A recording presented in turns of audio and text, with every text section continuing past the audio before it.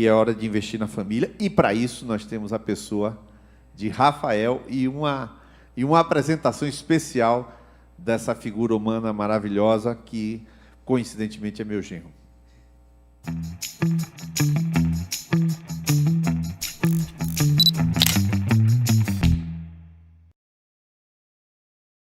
Glória a Deus. Antes que Rafael fale, lembrar você, tanto hoje quanto qualquer momento, né, sábado, domingo, aí Miguel Calmon, aqueles que quiserem fazer algum tipo de contribuição, você já deve ter conta corrente de igreja, oferta, tudo isso aí. É evidente que os seminários não têm nenhum objetivo financeiro, mas lembrando, nós temos várias missões concernentes a remédios e a cestas básicas. Hoje recebi 6 cestas básicas na minha casa para poder distribuir. No próximo sábado, nós vamos ter, próximo sábado, daqui a 9 dias, né? Nós vamos ter um pit stop, um drive-thru aqui na frente da videira. As pessoas param, entregam, aqui tudo em Feira de Santana. Para, entrega aqui, mas a gente vai dar mais detalhes. Entrega uma cesta básica aqui, a gente vai fazer uma grande arrecadação no próximo sábado. Agora, Rafael, nós queremos ouvir você abrindo esse seminário, falando a palavra de Deus. Que Deus abençoe. Vou ficar aqui na rede social. É capaz de ter muita pergunta para você, viu? Você é o mestre da palavra. Que Deus te abençoe. Amém. Obrigado, glória a Deus. É um privilégio enorme poder abrir o seminário, né? De tamanha envergadura e propósito. E acredito que 5 semanas atrás, né? Estava conversando com o Niles, orando, né? E desejoso para que algo assim acontecesse, né? Eu tinha mandado até um WhatsApp para ele. E eu entendo que é um tempo de Deus para a gente fortalecer as nossas casas e os nossos lares, né? Eu não poderia também deixar de falar com meu filho, porque ele tem me cobrado quando eu venho falar aqui. Ele fala: pai, você não falou comigo? Então pai, tudo bem? Estou aqui. Beijo, Deus abençoe. E eu prometi, quando chegasse lá, tocar Galileu com ele. Então, tá dito, né? Estarei aí tocando Galileu com você quando terminarmos aqui. E ótimo, glória a Deus estarmos aqui. É um prazer falar para o pessoal, principalmente Miguel Calmon, Panambi, né? A nossa comunidade maravilhosa. E o meu desejo é que, nesse tempo, o Senhor fale com você, tá? Nós somos só servos inúteis, e que a palavra de Deus possa chegar ao seu coração, porque ela que é eficaz por transformar as nossas vidas. Eu vou ter ajuda, né, do pessoal do áudio e vídeo, né, com os slides, né, com o PowerPoint aí. Então, eu gostaria de dar início pedindo para que a gente possa colocar o nosso tema da noite aqui, que é intervalo pensando sobre isso, né? O que é a igreja, o que é a igreja nos lares, existe isso, né? Existindo isso, como que se dá, né? E você em casa, eu vou pedir inclusive para você já abrir a sua Bíblia, né? Você deve estar com elas em mãos, em Josué, capítulo 24, versículo 15. Josué, capítulo 24, versículo 15.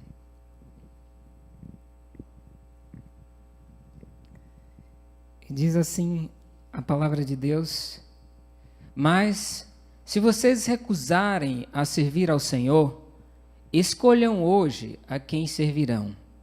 Escolherão servir os deuses aos quais seus antepassados serviam, além do Eufrates, ou os deuses dos amorreus, em cuja terra vocês habitam? Quanto a mim, eu e minha casa serviremos ao Senhor. Que linda declaração para começarmos o nosso seminário de família. Que o nosso Deus, Ele não só deseja, mas Ele mora conosco, vive essa vida conosco, e é o Deus que a gente vai proclamar, o Deus da nossa família. E Josué, ele vai expressar isso de uma maneira muito linda e maravilhosa aqui. Essa declaração de Josué é uma declaração que está dentro de um tempo e um contexto maravilhoso. Eu e minha casa serviremos ao Senhor. Em outras palavras, Josué está dizendo assim: a minha casa eu consagro ao Senhor, a minha família é do Senhor, meu lar é do Senhor, por isso eu e minha casa serviremos a Deus.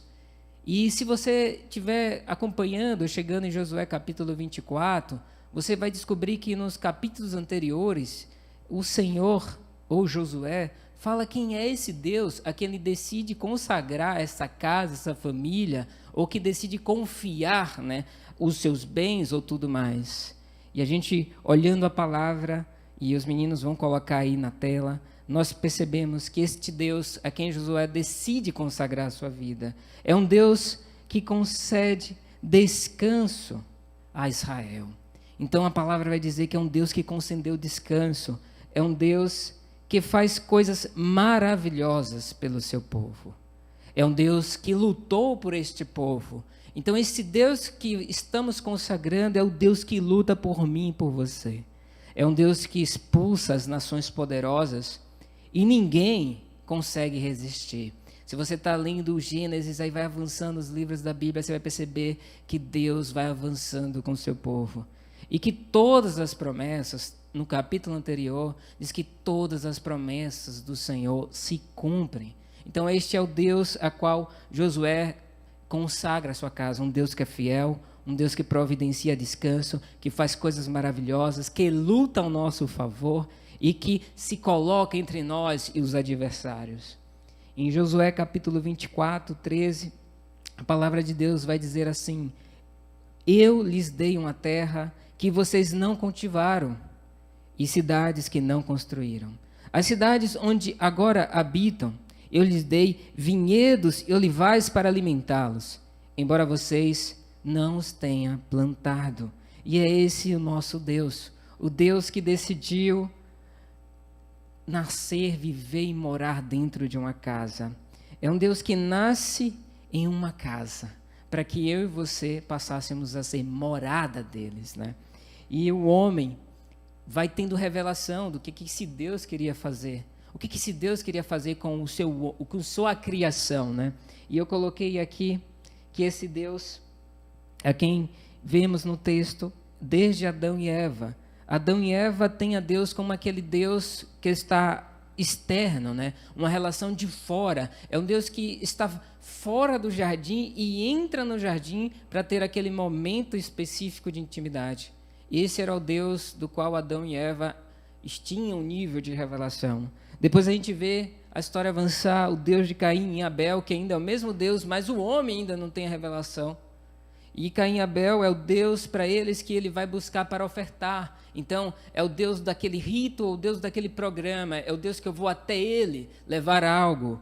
O próximo é o próprio pai da fé, o Abraão, que é um Deus que para Abraão é um Deus que chama. Ele sai da tua terra, é um Deus que convoca, é um Deus que faz uma aliança. Então Abraão já entra em um outro nível de relação com Deus. Agora ele que foi chamado, não foi ele que escolheu a Deus, mas Deus o escolheu.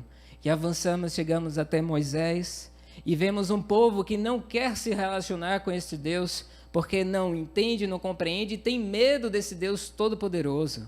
O Deus que é capaz de fazer todas as coisas, desde abrir o mar, descer o maná, conduzir o povo do deserto, né, vencer o maior exército da época, que é o exército egípcio, até chegarmos a esta declaração de Josué. Chegamos a ele, e ele diz agora que este Deus que era distante no jardim, esse Deus que era buscado na hora da oferta, esse Deus que teve que chamar Abraão e fez uma aliança por ele mesmo, que foi fiel à palavra que ele deu. Agora, o Deus que o povo não queria conhecer porque tinha medo e Moisés subia sozinho, agora em Josué, né, ele é o Deus da minha casa. Eu e minha casa serviremos a Deus. Que coisa preciosa, que coisa maravilhosa. E hoje é a mesma coisa, este é o nosso Deus, eu e minha casa, é o Deus da minha casa. Em Atos capítulo 17, versículo 24, mas só seguindo aí, eu acho que o próximo no slide está em 1 Reis, então vou ler 1 Reis, que diz assim: contudo, será possível que Deus habite na terra? Nem mesmo os mais altos céus podem contê-lo, muito menos este templo que construí. Então, no Antigo Testamento, a gente vai lendo e não vemos nenhuma ordem do Senhor para construir sequer um templo, um lugar onde Deus ia lá naquele momento e aquele instante. Em Atos 17, 24, a palavra de Deus vai dizer: Ele é o Deus que fez o mundo e tudo que nele há, uma vez que é Senhor dos céus e da terra. E aí chegamos a esse clímax: não habita em templos feitos por homens. Este é o Deus, né? Um Deus que não pode ser contido. E de repente, este Deus que nem o universo é capaz de conter a sua glória, é um Deus que chama a sua criatura para se relacionar com ele. Então nós vemos um Deus que tem um propósito muito claro em formar uma família. E Deus não queria ter criaturas. Deus buscou comigo e com você ter filhos, formar a igreja. A gente hoje sabe que Jesus veio morrer pela sua igreja, pela sua família, pelos seus irmãos, por aqueles que haveriam de crer no Senhor. Então este tem sido, e avançando a história, o propósito de Deus, formar uma família, onde Jesus é o primogênito, ou seja, é o primeiro, e nós somos os irmãos. E o Deus Filho, que o céu não pode conter, vai morar aonde, gente? Onde é que nasce Jesus, se não no ventre de uma mulher? O Espírito Santo faz com que Maria engravide, e de repente, o Deus que em nenhum lugar, em nenhum canto, em nenhum templo poderia ser contido, agora ele se contém no ventre de uma mulher. E aí vem grandes lições. Uma mulher grávida do Filho de Deus nem sequer encontra uma casa que possa permitir que o Filho do Senhor, que fez todas as coisas, nascesse. Ou seja, já vinha uma lição muito linda e maravilhosa, ou forte, né? Talvez de muita reflexão, que serve sim para mim e para você, que o dono do mundo não tinha sequer uma casa para nascer. E assim foi que o Filho do dono, ou seja, Jesus Cristo, veio ao mundo. Isso nos revela, gente, muito sobre o Pai. Nos revela muito sobre a relação, nos revela muito sobre este Deus que não quer ser conhecido de forma distante, nem ritualística, ou sequer como ideias, ou pensamentos, ou conjecturas. É um Deus que quer morar e nascer em cada um de nós. Quer ser nós um templo para Ele sim, então, habitar. Então, Jesus vem com essa missão, além de salvar, revelar a relação familiar, a relação de um filho verdadeiro com um pai verdadeiro. E aqui eu trago alguns versículos. João, capítulo 10, diz: o Pai e eu somos um. João 8 diz: eu lhes digo que vi quando estava com meu Pai.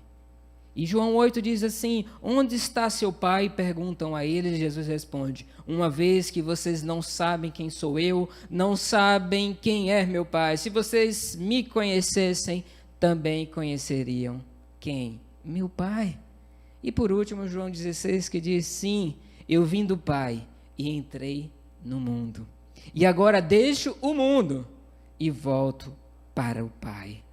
Ou seja, o Senhor não quer um endereço, não quer um CEP, não quer um lugar físico para que ele seja cultuado, mas antes ele quer sim um lugar, uma pessoa, que ele possa desenvolver uma relação verdadeira, uma relação íntima, uma relação que possa ser relação de pai para filho, Jesus de um irmão mais velho que nos conduz, o Espírito Santo que nos dá e ajuda com sua sabedoria. Então, se o Senhor, e aí já vem uma primeira coisa que eu coloco assim, quisesse mesmo que fôssemos o povo, e eu vou colocar assim, Niles, o povo do livro, ele não teria encarnado e virado carne, porque já havia assim a palavra impressa, gente. Se você acha que Deus quer se relacionar só com o livro, é muito mais do que isso. O livro, sim, revela esse Senhor, é a palavra de Deus, todo sagrado, perfeito, é inspirado, inerrante, isso nós defendemos.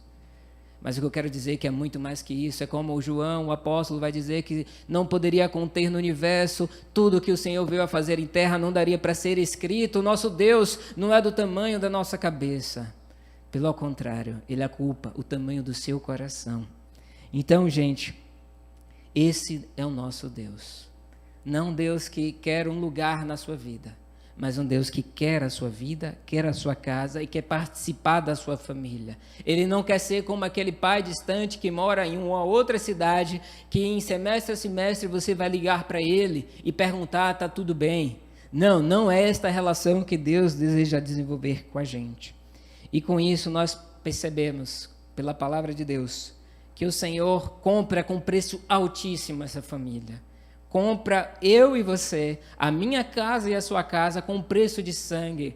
E nesse momento eu me lembro daquela passagem onde o anjo do Senhor vai passar, sendo uma das pragas, matando os primogênitos do povo do Egito, ou seja, como um dos julgamentos do Senhor, e há um sinal que evita que aquele anjo entre naquela casa, e o sinal é o sangue que é passado nos umbrais da porta.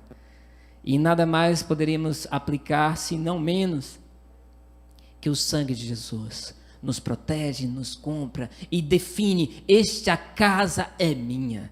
Então, não sou eu que digo somente que eu quero que minha casa seja do Senhor, a minha casa foi comprada por esse sangue caríssimo. Então, vemos, como vocês conhecem este livro, não é muito famoso, um evangelho simples. O que é este evangelho simples, gente? Senão o chamado daquele que está à porta da nossa casa e bate. Jesus diz: estou à porta e bato. E se você abrir, o que ele fará? Ele entrará e ceará, participará, viverá conosco. Então, aquele que nem o mundo pode conter está hoje na porta da sua casa, batendo e pedindo para você. Porque o ladrão invade pela janela, mas o Senhor bate a porta, porque o Senhor é cavalheiro. E você pode abrir nessa noite, eu começando esse seminário, abrir lugares da sua casa que talvez você nunca tenha aberto ao Senhor.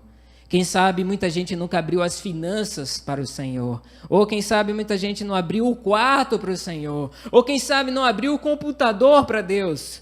Tem gente que quando vai para o seu computador, o Espírito Santo tem que sair, porque o que ele vai fazer ali desagrada ao Senhor.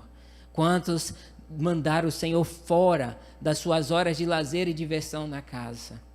E eu posso dizer, Niles, que uma das minhas alegrias, e tá o vídeo lá no Videirinha Kids, é que uma das brincadeiras preferidas do meu filho é brincar de videira. Então, hoje, antes de vir, eu não pude vir para cá antes de brincar com ele novamente de videira. Então, ele pega um microfone, que é a baqueta dele, a baquetinha para tocar bateria, e começa a fazer. E quem está no Videirinha Kids daqui de Feira Santana viu como é o vídeo. Mas aquilo não foi só naquele dia, ele faz isso quase todos os dias. Eu botei no meu canal, velho. Botou no canal, foi? Então, ele vê, ele percebe. E hoje, quando eu falei: pai, eu estou indo para a videira, ele falou: pai, vamos fazer a videira aqui antes? Então, ele me chamou para pregar a palavra, trouxe a Bíblia desenhada dele, pediu para fazer oração, orou pelos médicos, pelo coronavírus, que é a oração que ele mais repete agora, que Deus proteja as casas. E isso ele vê. Ele vê que aquela casa é sim. Essa oração a gente vai fazer no final, viu? Amém. Então, viu, Dandan? A gente vai orar ao final de tudo isso aqui por aqueles que estão internados, inclusive a nossa Tânia. Sim, a irmã de Fernanda. A gente vai orar por ela e pelos médicos, especialmente. Para você, viu, Dandan? Glória a Deus. E, gente, Lutero vai vibrar com uma coisa que ele descobre na palavra de Deus, que talvez você não tenha descoberto ainda, mas está lá, que está escrito em 1 Pedro 2,9.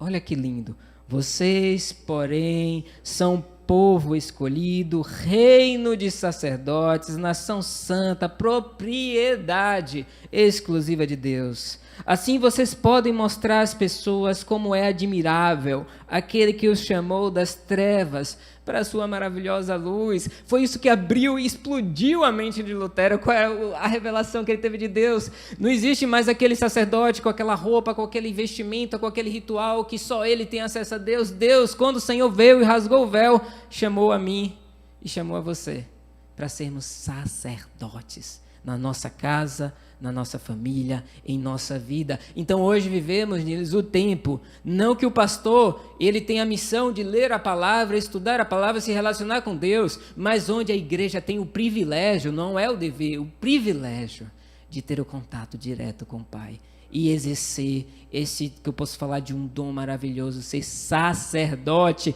E o que é senão o sacerdote de você estar lá, diante de Deus e diante do povo, intercedendo. Niles falou uma coisa, nem sei se você lembra, maravilhosa sobre o papel do sacerdote.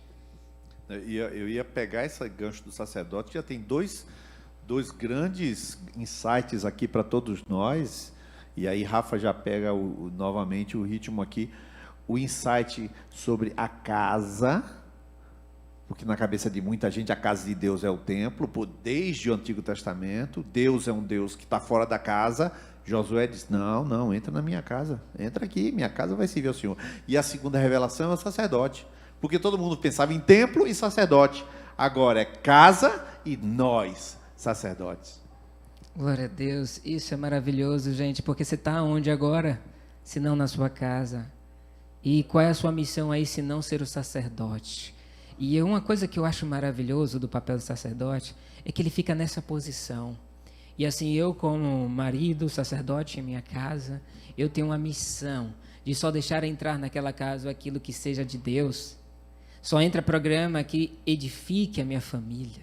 Eu não estou falando que todo programa tem que ser bíblico, tipo assim, ter Bíblia, não, mas estou dizendo assim, há alguém olhando se a glória de Deus está naquele lugar. Então as brincadeiras e vídeos, ou que o meu filho participe, tem que ser coisa para a glória, o sacerdote está lá. E você pode ter certeza que quando o sacerdote está, sabe o que o diabo faz? Foge!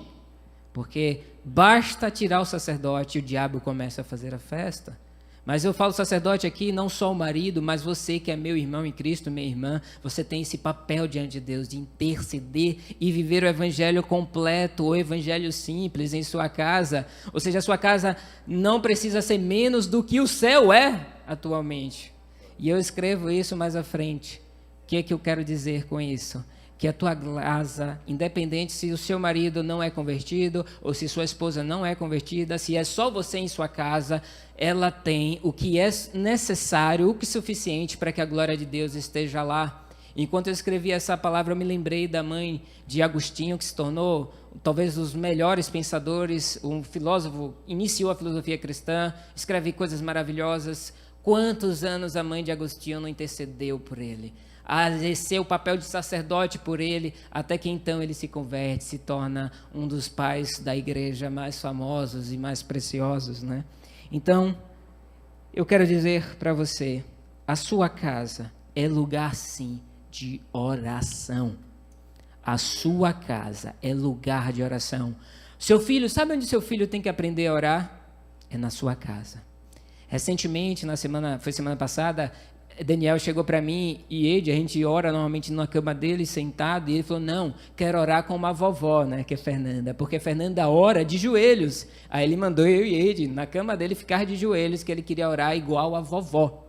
Então, onde é que seu filho aprende a orar? Onde é que seu filho vai aprender a confiar em Deus? Onde? O seu irmão, ou seu marido, ou sua esposa, senão através da luz do evangelho que está em sua vida. E essa luz não deve ser apagada, nem colocado um alqueire sobre ela ou escondida, mas, pelo contrário, deve revelar, sim, o lugar do Senhor. Lugar de adoração também. Lugar de adoração. Que aí, eu vou falar aqui, eu vou tomar aqui, viu? Que aí na tela está aparecendo lugar de oração, lugar de adoração. Mas só que é o seguinte, aqui, ó, lá na casa, lá, chega lá quarta-feira, vai almoçar, chegava, já tem uns 2 semanas que a gente não vai. Eu fiquei gripado. Tá lá Daniel na bateria, tá lá o Santo Varão aqui no violão, aí eu pego um batuquezinho lá, a Fernanda pega alguma coisa e nós vamos cantar. Lugar de cantar, lugar de adoração. Quando a casa você entra, não tem música, não tem nada, né? Agora, por que a gente bota música? Porque a gente gosta. Bom, isso é um bom argumento, mas não é o melhor argumento, mas nunca. O melhor argumento é Deus agora habita conosco. Então, aleluia. Deus recebe a nossa adoração. No dia que a música está cantando, você já está adorando. Se adora com a vida, se adora com a prática, com a obra, sem dúvida. Mas estou falando de adoração no sentido geral e, evidentemente, também com a boca, que é o louvor. Glória a Deus. Como eles falou, lugar de adoração, lugar de partir do pão, lugar de ensino. Se Daniel faz muitas perguntas, eu falo Daniel, meu filho, né? E, obviamente, perguntas muito interessantes. E uma das perguntas que ele fez recente para mim foi, pai, você é mais forte que Jesus, né? Eu falei, como assim, filho? Você consegue carregar Jesus porque você me carrega e você é mais forte. E você carrega Jesus? Eu falei, filho, eu não tenho como carregar Jesus, mas ele nos carrega. Então, eu ensino a ele que existe sim um Deus, que o pai dele, esse terreno, né? Existe um pai também celestial. Então, quando ele machuca, por exemplo, a perninha, recentemente, é normal nessa idade, ele tem 3 anos, né? Acaba se machucando mais do que deveria, ou o que tem que ser o aprendizado, né? E aí ele fala assim, papai, Jesus vai curar? Né? Isso é lindo, gente. Uma coisa que ele fez, porque nesse tempo, o home office, né, ele me vê bastante tempo trabalhando, e a gente definiu uma linguagem, por exemplo, para quando ele me perguntar o que eu estou fazendo, e não responder ele, estou trabalhando para ganhar dinheiro, mas estou servindo e ajudando as pessoas. Aqui na Videira, Daniel tem um amigo, né, que ele chama que é o melhor amigo, que é Pietro, que é filho de Jaelson e Renata. Antes de vir aqui mesmo, ele falou, pai, me empresta o computador que eu vou ajudar Pietro. Porque ele vê o pai trabalhando no computador, e eu digo que eu estou ajudando, e ele fala assim, peraí que eu vou ajudar Pietro. Então, é sim lugar de ensino. Se tem um lugar que seu filho, sua esposa, o marido deve aprender o Evangelho, este lugar sim é sua casa. Não delegue o ensino de nada das Escrituras. Você não precisa ser pastor, como eu falei, basta que você tenha um coração moldável, basta que você tenha desejo e fome, né? Então, sim, a sua casa deve ser o lugar principal de aprender o Evangelho. Então, ser o lar onde seu filho aprenda a amar e descobrir que ele é amado. Glória a Deus. Glória a Deus. Glória a Deus. Aleluia, aleluia. E essa projeção que você está vendo na tela aí, eu vou ler aqui, Rafa, esse versículo que você colocou aí de Deuteronômio, que é tão importante, do Deuteronômio 11, né? Que fala, gravem estas minhas palavras no coração, na mente, amarre-as nas mãos, prendam a testa como lembrança, ensine aos seus filhos, converse a respeito delas, quando estiver em casa, ó, palavra de Deus em casa, quando estiverem caminhando, quando se deitarem, quando se levantarem, escreva nos batentes, nas portas das casas e em seus portões, porque Deus agora está dentro da casa, está falando, está ensinando, está ministrando dentro da casa. Você trouxe a palavra de Deus para dentro de casa, então trouxe Deus para dentro de casa. Você sabe que isso que está escrito aqui não tinha lá quando Jesus chegou. Onde é que ficavam as escrituras? Na sinagoga. Diz que Jesus entrou na sinagoga, tomou o livro, foi lhe dado o livro e no profeta Isaías ele leu. Então aqui, ó, a palavra está dentro das comunidades, das casas, e a gente vai lá, dá sequência aí. Glória a Deus. E era em sábado, só quem tinha acesso, né? Não era nem pessoas virtuosas, né? Então a gente aprende, como eles falou, que cada casa, sim, é um pedaço do céu, é uma embaixada do reino de Deus, né? E aprendemos também que no nosso lar é uma verdadeira igreja, né? E Josué fala isso, e se você tiver a oportunidade depois você lê o capítulo 23, 24, e Josué, antes de falar que eu e minha casa serviremos ao Senhor, ele também fala, deite fora os ídolos. Ou seja, Josué sabia que para Deus entrar, algo tinha que sair, algo que impedia a presença de Deus. E aqui eu já chego neles a fazer as minhas aplicações, né? Então, esse lar que recebe o Senhor tem que tirar tudo que não é dele. O que você pode, ou esteja ainda preservando em sua casa, que não traz glória a Deus. E aí eu coloco assim, será que Deus já chegou no seu quarto? Já chegou na sua sala? Já chegou na sua TV, nas suas músicas, nas suas séries? Será que Deus invadiu a sua casa com adoração, com ensino, com oração, com lugar onde seu filho, filha, esposa aprende que existe alguém com intimidade, né? Será, né, que a casa, né, ela está toda cheia da glória de Deus? E o meu desejo é esse, que a minha e a sua casa, ela sim, sirva ao Senhor. Então minha família, minha casa, seja um lugar da glória de Deus. E eu acho que foi minha mãe que falou, não lembro quem, que quando chegou na casa de Niles e Fernanda, sentiu paz. Ela, não lembro se foi exatamente ela que falou, mas alguém falou. E eu falei, que interessante, né? É só uma montanha de gente. Pronto. Só uma montanha de gente. Aí eu falo assim, o que acontece? Acontece porque a glória está lá. Aí você fala, como é que faz? Compra onde? Não se compra, já foi comprado. A questão é, você tem que deitar fora os ídolos e dar espaço para Deus. Glória a Deus, glória a Deus. Eu tenho uma pergunta para você, Rafa, porque pregador, viu, pessoal? É engraçado. Pregador tem que ter um desfecho, né? Então, como isso aqui, ele é o ensinador e o pregador ao mesmo tempo, e a gente está num ambiente novo, eu vou pegar uma pergunta aqui, Rafa, que acabou de chegar aqui. A pergunta é de Maria Lúcia, ela lá de Panambi, né? Um dia vai chegar pergunta do Canadá, outro dia pergunta da Finlândia, mas por enquanto estamos pergunta de Panambi, ainda dentro do Brasil. O senhor acredita que é um novo tempo para a Igreja de Jesus? Que essa quarentena pode trazer bênção para a família? Com certeza. Por isso você está nesse seminário de família. Todo tempo é tempo de Deus. E esse é um tempo que Deus tem quebrado muitos paradigmas, né? Eu mandei uma live para o presbitério geral falando sobre o conflito de algumas igrejas tradicionais que não conseguiram sair do esquema do púlpito e entraram nas casas e agora estão correndo para uma coisa que nós, como videira, aprendemos desde que nascemos aqui. Eu nasci, gente, num pequeno grupo. Na época se chamava Célula, hoje Grupo de Conexão. Eu já tinha frequentado a igreja, mas não tinha conhecido o Senhor. Foi numa casa, em um lar, que eu vi o amor de Deus e esse amor me resgatou. Não foi num rito, num sistema ou num momento padrão, vamos dizer assim, né? Mas foi quando alguém abriu sua casa e me mostrou que era o Evangelho. Foi então que eu decidi entregar minha vida ao Senhor. Glória a Jesus. A gente está chegando às conclusões, mas eu queria que a gente orasse. Evidentemente que eu vou pedir que Rafael ore. A mensagem ela é muito contundente. Eu vou pedir, inclusive, agora que...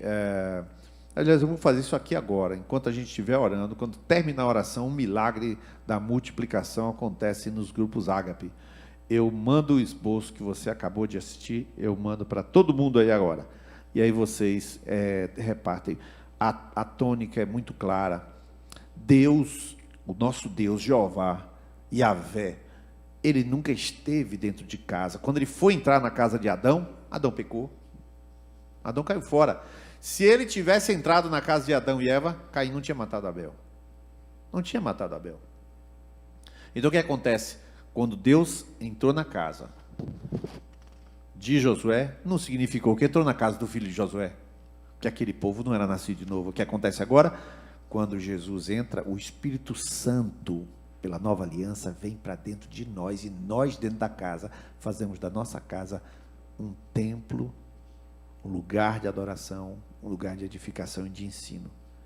E é isso que nós viemos trazer essa mensagem. Já que lá é este lugar, você é um sacerdote, você tem missão, você tem ministério. Então nós vamos orar por estas casas, e quem vai orar é alguém que foi ganho numa casa, foi ganho dentro de uma casa, não por um pregador de púlpito, não que vou desmerecer, porque eu também prego no local chamado templo, que é só um nome, né? Mas enfim, ele foi ganho ali, naquela casa, vendo o Evangelho, alguém se importando com ele, olhando olho no olho.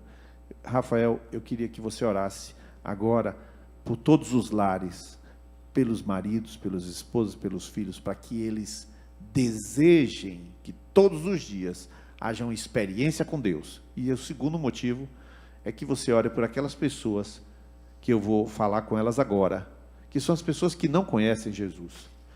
Você que, por exemplo, conhece uma religião, ou frequenta, ou frequentava, né, porque agora talvez nem sei se frequenta, uma igreja evangélica, uma igreja católica, uma igreja, sei lá o que for.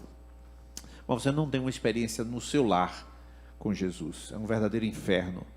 Eu quero pedir que você, nessa hora, junto com ele, faça uma confissão. Jesus, eu quero o Senhor na minha casa. Os outros deuses são Deus de templo. O meu Deus é Deus de casa. E eu quero este Deus dentro da minha casa. Pode orar, varão, para abençoar essa turma aí. Aleluia. Eu vou pedir para você fechar os olhos em sua casa, né? E vamos apresentar, falar com o Pai, falar com aquele que conhece a nossa casa e está aí em cada lar. Pai, te damos graça por és um Deus que visita, mora e se desenvolve em nós, Pai, nossa vida. Eu quero apresentar cada pessoa que está nesse momento em sua casa, em seu lar, Senhor. Marido, esposa, todos os papéis, os filhos, pai, mãe, Pai. Que o Senhor esteja alcançando e trazendo muita revelação, sabedoria, fome, desejo, Pai. O Deus que cada lar eles coloquem diante do Senhor para que viva a glória, Senhor. Se for aquela esposa que tem orado para o seu marido, fortalece, Senhor, porque numa oração que volte vazia, Senhor, porque é coberta pelo justo, Senhor, Nós também oramos, Senhor, por cada pessoa que faz parte deste lar, Senhor, para que a Tua graça seja manifesta, que haja assim intimidade, paz, desejo, ó Deus, que o Teu Espírito flua com tranquilidade, que seja um lar de amor, um lar de palavra do Senhor, que possa ser um lar de fé, onde todos conversam a mesma língua, e a língua do céu, Pai. É o que eu peço nesse momento, ao final desta palavra, Senhor, que cada lar seja um pedacinho do céu, que o Senhor reine e que o Seu reino seja, como diz a Tua oração, ó Pai, venha o Teu reino sobre cada lar, sobre cada casa. Também quero apresentar aquele que está nos assistindo, que não tem entregado, ou não entregou, ou tem pensado, se vai abrir esta porta, Senhor, que Tu estás à porta e bate, não invade, mesmo que às vezes nós queiramos que o Senhor tome as rédeas e as decisões por nós, mas o Senhor é cavalheiro, o Senhor aguarda o tempo, e eu tenho certeza que para esses que estão nos assistindo agora é o tempo do Senhor. Ó Deus, que cada um dos Teus filhos abra uma porta do coração nesse momento, para que o Senhor invada este coração, que o Senhor entre nesse coração e faça morada, ou melhor, entre nesta casa, Senhor. Expulsa, Senhor, desta casa tudo aquilo que não é Teu, Senhor, ou todos os ídolos, Pai, que pode ser que não sejam ídolos feitos com barro, mas sejam ídolos do coração, da mente, Senhor. Sai quebrando tudo isso, porque cada casa que nos assiste é casa do Senhor, Pai. Se há, por exemplo, espírito de violência, ou de incredulidade, de medo, Senhor, neste tempo, ó Deus, que saia todos os espíritos imundos, e que seja a casa limpa e cheia do Teu Espírito. É o que nós oramos como Tua igreja, Pai, e sabemos que não há limites para o Teu agir, Senhor. Vai em cada coração, quebra, Senhor, aquilo que não é seu, destrói esses ídolos mudos que não falam, não andam, Senhor. Remove, seja deitado fora agora, em nome de Jesus, que esta casa serve sim ao Senhor, que seja uma declaração e também uma confissão. Nós, nossa casa, sim, servimos ao Senhor. Amém. Aleluia. E amém, aleluia, glória a Deus.